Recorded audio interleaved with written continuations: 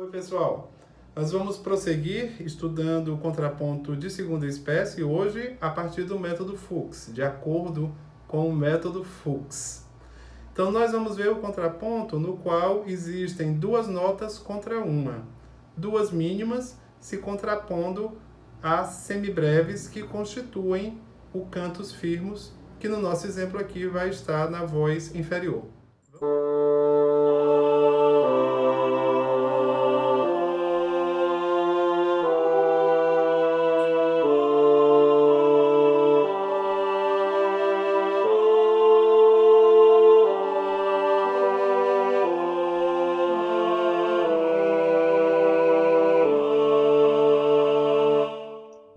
Contraponto de segunda espécie, ele apresenta duas notas que se contrapõem a uma nota do cantus firmus. Então, a configuração que nós vamos ter é essa configuração de mínimas que se contrapõem às semibreves do cantus firmus. Como nós vamos ter duas mínimas para cada semibreve, nós vamos compreender a primeira mínima como tempo principal e a segunda mínima como tempo secundário. Nós não vamos ainda pensar em tempo forte e tempo fraco, mas vamos pensar num tempo principal e num tempo secundário. Uma coisa importante que surge é que o contraponto ele pode começar no tempo secundário, como ocorreu nesse exemplo que eu fiz aqui para vocês.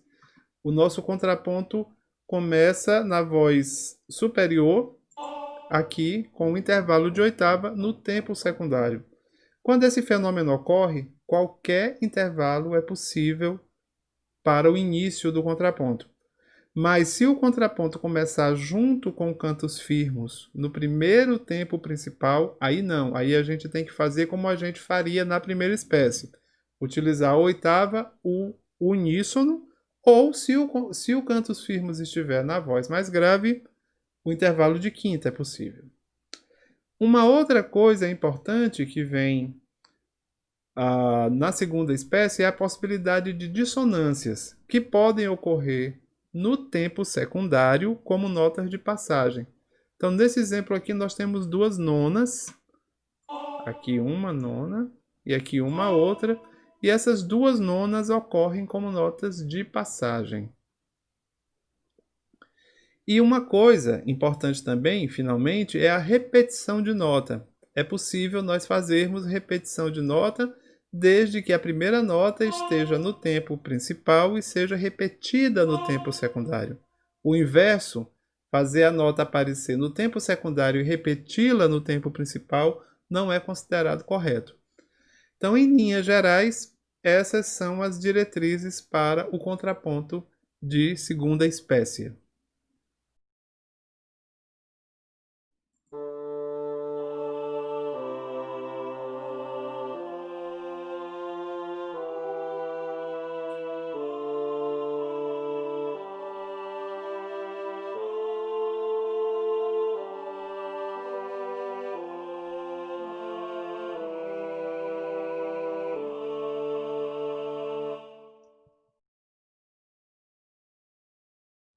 Durante a explicação, eu falei que quando o contraponto se inicia no tempo secundário, qualquer intervalo é possível, mas desde que sejam intervalos consonantes. Não podemos começar com dissonância. No final, a gente pode substituir as duas mínimas por uma semibreve antes da semibreve final. E também podem ocorrer uníssonos no tempo secundário.